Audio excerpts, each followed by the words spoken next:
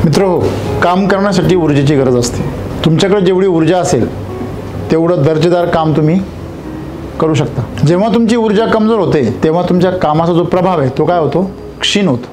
बघा, काम तर प्रत्येकाला करावं लागतं। आपलं उदरनिर्वाह करायचं म्हटल्यावर प्रत्येकाला काम करणं गरजेचंच आहे, त्याच्याशिवाय पर्याय नाही आहे। मग ते काम करत असताना आपल्याला इंधन म्हणून तिथं जी काही ऊर्जा लागते त्या ऊर्जेचा स्तर, तिचा तुमच्याकडे असलेला साठा आणि तिथं वापरली जाणारी खर्च पडणारी ऊर्जा, ह्या सगळ्या गोष्टींचं जे काही परिपाक आहे तो तुमचं यशाचं गमक आहे। जीवनामध्ये तुम्ही जे काही करता, तुम्ही विद्यार्थी असाल तर अभ्यास करता, तुम्ही एखादा कर्मचारी असाल तर तुमच्या त्या ठिकाणची जबाबदारी पार पाडता कामाची।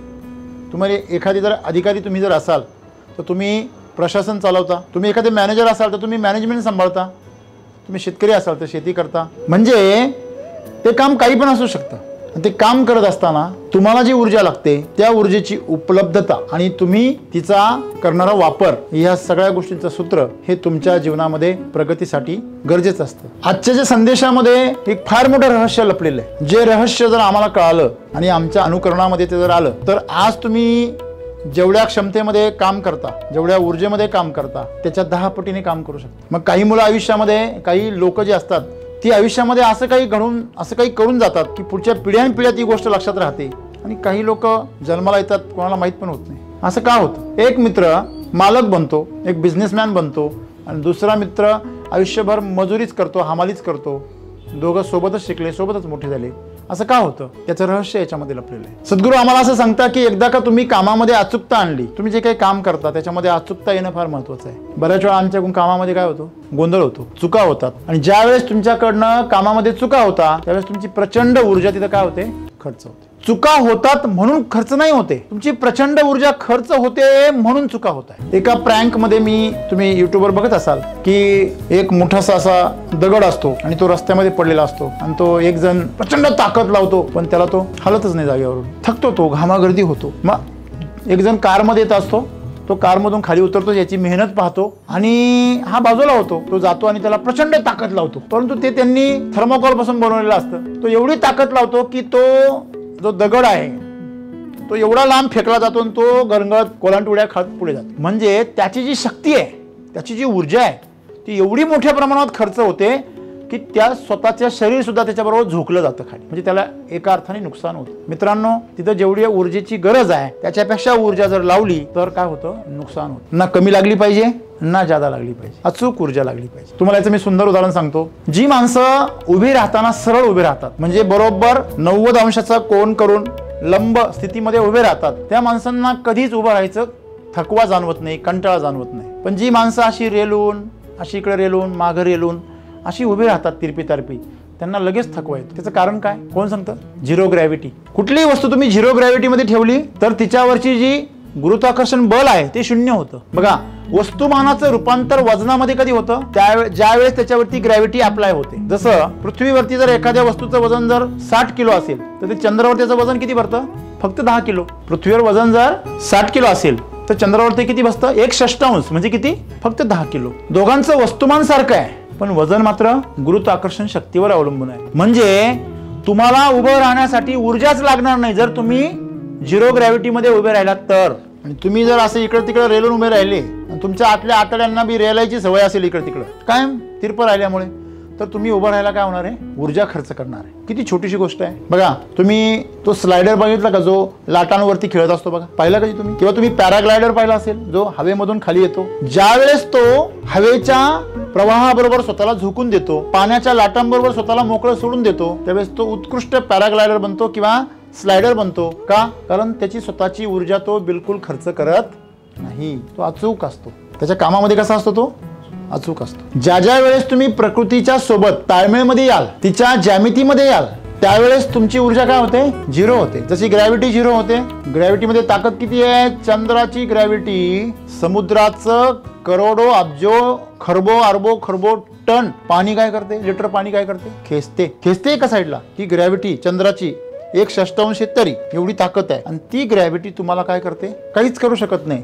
फक्त काय करायचं आपल्याला, अचूकता साधायची। बघा, आपण माणसाच्या बाबतीमध्ये जर विचार केला तर मी तुम्हाला उभं राहायचं उदाहरण दिलं। आपण बसतो, उठतो, जेवण करतो, हालचाल करतो, बोलतो, या सगळ्या गोष्टींमध्ये तुमची अचूकता फार महत्वाची आहे. मग अचूकता साधण्यासाठी सराव महत्वाचा आहे. जसं त्यांनी सांगितलं की ज्या गोष्टी तुमच्या सरावाच्या झालेल्या आहे तुमच्या शरीराला त्याची अचूकता साधायची संधी मिळते, ज्याला आम्ही प्रतिक्षिप्त क्रिया असं म्हणतो. तुम्ही जर ड्रायव्हिंग करण्यामध्ये एक्सपर्ट जर झालात तर तुम्हाला ड्रायव्हिंग करण्यासाठी वेगळी ऊर्जा खर्च करावी लागत नाही, जर अचूकता आपोआप येते. त्याच्यामध्ये तुमच्या ड्रायव्हिंगमध्ये जर अचूकता आली असेल तर तुम्हाला वेगळी ऊर्जा खर्च करावी लागत नाही. तुम्ही ड्रायव्हिंग करता करता मोबाईल हँडल करू शकता, गप्पा मारू शकता, काही तुम्हाला वेगळं काही म्हणजे थॉट्स क्रिएट करायचे ते थॉट्स क्रिएट करू शकता. पण कधी नवीन माणसाला सांगा बरं, जो नवीन ड्रायव्हिंग शिकायला लागला त्याला सांग बरं तू गाडी पण चालवायची आणि मोबाईल पण हँडल करायचा, तो तसाच गाडी ठोकतो.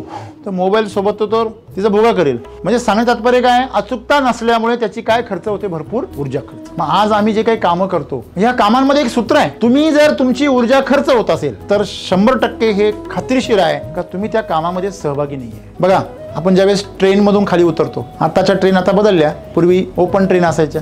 ट्रेनमधून ज्यावेळेस चालत्या ट्रेनमधून खाली उतरायचं असतं तर चालत्या ट्रेन एवढं स्पीड आपल्याला उतरताना घ्यावं लागतं. आणि तुम्ही ते जर स्पीड घेतलं तुमची ऊर्जा खर्च होत, पण तुम्ही जर जागेवर ब्रेक दाबण्याचा प्रयत्न केला उतरल्यावर तर तुमची प्रचंड ऊर्जा काय होते, खर्च होते. कदाचित तुम्ही गडबडू पण शकता. म्हणजे जीवनामध्ये तुम्ही जे काही कर्म करता, जे काही काम करता त्या कामामध्ये तुमची जर ऊर्जा खर्च होत असेल तर त्याची 100% शक्यता आहे की तुम्ही ते काम आवडीने करत नाहीये, म्हणून तुमची ऊर्जा खर्च होते. सद्गुरू नेहमी सांगता, आम्हाला असं शिकवलं की कठोर मेहनत करा, प्रचंड अभ्यास करा, मेहनत करा, कष्ट करा, मग तुम्हाला काय मिळेल, यश मिळेल. बकवास आहे. जिथं मेहनत लागते ते काम करताच कशाला, आणि तेच काम करता म्हणून तर मजबुरी तयार होते, आणि मजबुरी वाल्याला फक्त मजदुरीच मिळते. बरोबर आहे. तुमची प्रगती न होण्याचं कारण हे आहे की तुम्ही मजुरी करता, मजबुरीनं करता. आणि मजबुरी काय, कारण तुमचं त्या कामामध्ये ऊर्जाच लागत नाही. एक साधी सोपी गोष्ट आहे, एखादा दारुडे आहे आणि तुम्ही पूर्ण निर्व्यसनी आहे, त्याच्याबरोबर तुम्हाला जर राहायचं असेल तर तुमची काय खर्च होते, प्रचंड ऊर्जा. एखादा लबाड माणूस आहे, खोटारडा, आणि त्याच्याबरोबर तुम्हाला राहायचं आहे आणि तुम्ही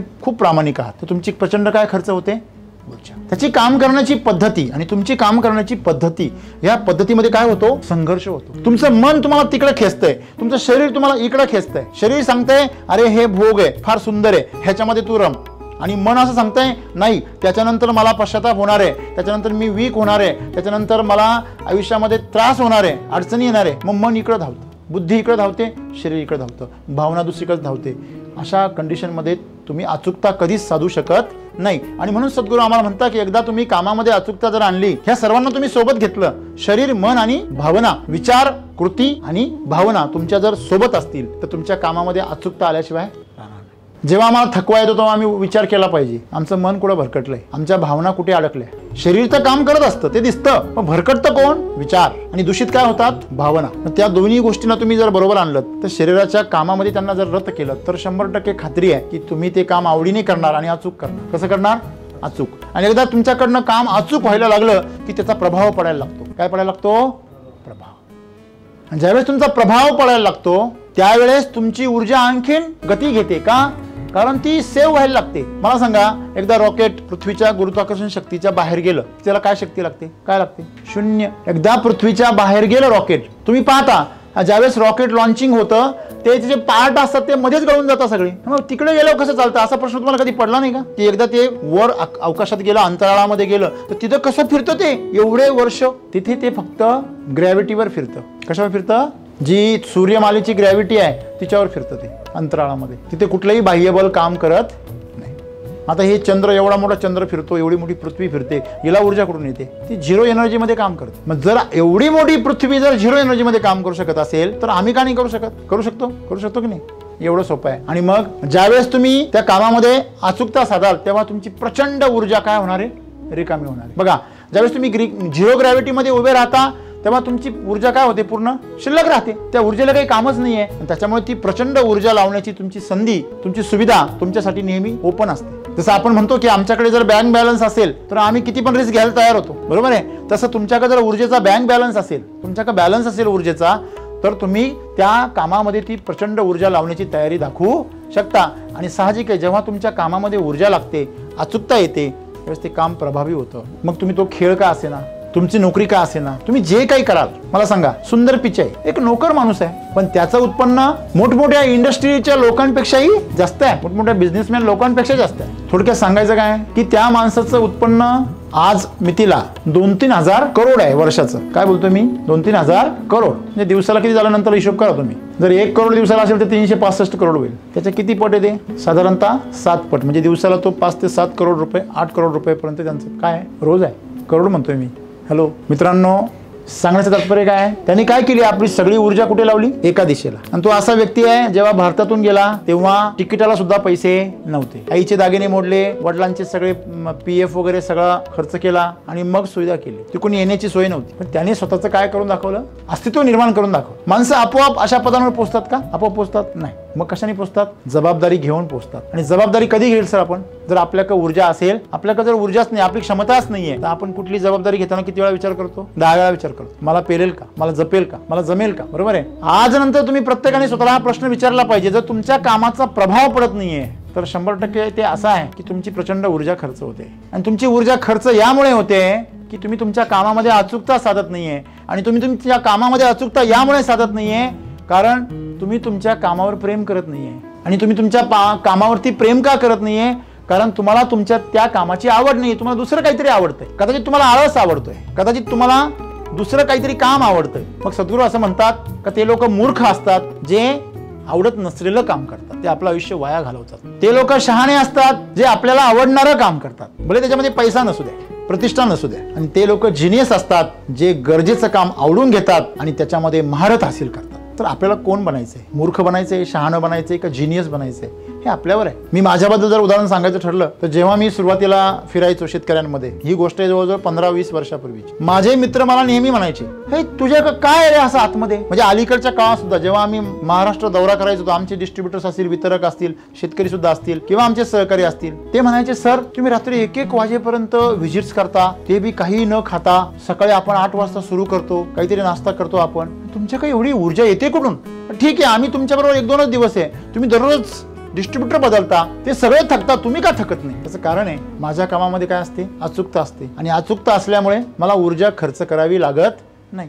ती माझी आवड आहे, ती माझं पॅशन आहे, त्याच्यामुळे माझी ऊर्जा खर्चच होत नाहीये. त्याचं रहस्य आजच्या ह्या संदेशामध्ये मला पण कळतंय, तुम्हाला पण कळलं. त्यांना पण मी सांगू शकतो आता काय की त्या कामामध्ये माझी ऊर्जा खर्च होतच नव्हती कारण मी प्रकृतीच्या सोबत होतो, ताळमेळामध्ये. आणि तुम्ही पण जर अशा प्रकृतीच्या ताळमेळामध्ये जर येण्याचा प्रयत्न केला, अशी जर साधना केली तुम्ही, तर तुम्हाला नक्की सांगेल की तुमचं जे काम आहे त्याचा प्रचंड काय पडेल? प्रभाव पडेल. आणि सर्वात महत्त्वाची गोष्ट, एवढं सगळं करून तुमची प्रचंड ऊर्जा सुद्धा काय शिल्लक राहते. आणि विशेष म्हणजे आम्ही दौऱ्यामध्ये एकदम हेल्दी राहायचो, एकच वेळेस जेवण करायचं. 21 दिवसाचे दौरे आम्ही ज्यावेळेस केले महाराष्ट्राचे, दररोज 400 किलोमीटर प्रवास, 1 वेळ जेवण आणि 8 तास लेक्चर आणि 4 तास ट्रेनिंग, तरी सुद्धा आम्ही थकायचो नाही. ही ऊर्जा आली कुठून? ही ऊर्जा तुम्ही जे स्वतःला समर्पित करून टाकलं त्याच्यामुळे आली. जसं विमान एकदा आकाशात उंच गेलं की ज्यावेळेस ते सपाट चालतं, तुम्हाला माहिती आहे त्याचं कमीत कमी इंधन खर्च होतं. ज्यावेळेस ते उतरतं, समजा समोरची सिटी जिथे उतरायचं आहे तिथून 100-150 किलोमीटर पाठीमागच त्याचं इंजिन काय होतं? डाऊन होतं. फक्त ते 0 एनर्जीवर खाली येतं. म्हणजे एवढं मोठं अजस्त्र विमान ते सुद्धा इंधन न घेता आपला प्रवास करू शकतो शेकडो किलोमीटरचा. तर आपण तर जिवंत माणसं आहोत. आपण ह्या प्रकृतीच्या रहस्याचा काय केला पाहिजे? फायदा करून घेतला पाहिजे. काय वाटतं तुम्हाला? मुलांना अभ्यास अवघड का वाटतो? कारण त्या अभ्यासाची गोडी त्यांना लावली जात नाही. तुम्हाला तुमचं काम का वाटतं? कारण तुम्ही पैशावर डोळे ठेवून इथे आलेला आहात. तुम्हाला करिअर दिसतं समोर. नाही, हे जर मी केलं तर माझं लग्न होईल, माझं घर होईल, गाडी होईल, म्हणून तुम्ही इथे आहेत. माझ्या घरी माझा सन्मान वाढेल म्हणून तुम्ही इथे आहेत. आणि म्हणून तुम्हाला भरपूर ऊर्जा खर्च करावी लागते. तुमचं लक्ष कशावर आहे? पैशावर. आणि करताय काय? काम. बघा, लक्ष एकीकडे आहे आणि करताय दुसरं. म्हणजे विचार तिकडे आहे, भावना तिकडे आहे आणि कृती कुठे आहे? इकडे आहे. ह्याच्यामुळे प्रॉब्लेम आहे. त्याच्यामुळे तुम्ही जे करता तेच तुमचं लक्ष असलं पाहिजे. किती छोटं रहस्य आहे बघा. तुम्ही जे करता, आता तुम्ही जे काही करताय, आता तुम्ही काय करताय? ऐकताय, मला बघताय, तुम्ही तेच केलं पाहिजे. तुमची ऊर्जा नाही खर्च होणार, पण तुम्ही विचार करता हे संपणार कधी आहे? हे मी दररोज ऐकलंय.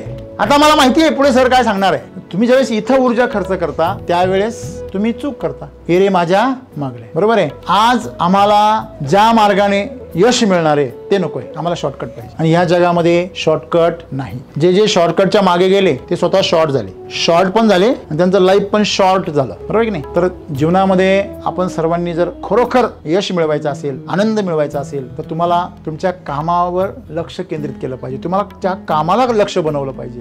ज्यांनी आपल्या कामाला लक्ष बनवलं त्यांच्यासाठी कुठलंही जगातलं उद्दिष्ट काय आहे? छोटं आहे. कारण तुमचं काम एवढं प्रभावी करणार तुम्हाला, तुमच्यातली क्षमता, तुमच्यातली काबिलियत ती काय करणारे, विकसित करणारे आणि तुमच्यातली काबिलियत तुम्हाला पात्र बनवणारे मोठ्या मोठ्या गोष्टींसाठी, जबाबदाऱ्यांसाठी. हे रहस्य तुम्ही जर समजून घेतलं तर जीवनामध्ये काहीही संभव आहे. काहीही, अगदी पैसा कमवणं, प्रतिष्ठा कमवणं, पद कमवणं, अगदी परमात्मा प्राप्त करणं देखील संभव आहे. फक्त गरज आहे तुम्ही जे करता त्याच्यावरती उद्दिष्ट केंद्रित करण्याची. ते करा, अचूकपणे ते होईल. ज्यावेळी तुम्ही लक्ष देणार आहात ते अचूकपणे होणार आहे. आणि एकदा अचूकपणे व्हायला लागलं की तुमची ऊर्जा शिल्लक राहणार आहे. आणि ऊर्जा ज्यावेळी शिल्लक राहणार आहे तेव्हा तुम्ही जे काही करणार आहे त्याचा प्रचंड काय पडणार आहे, प्रभाव पडणार आहे.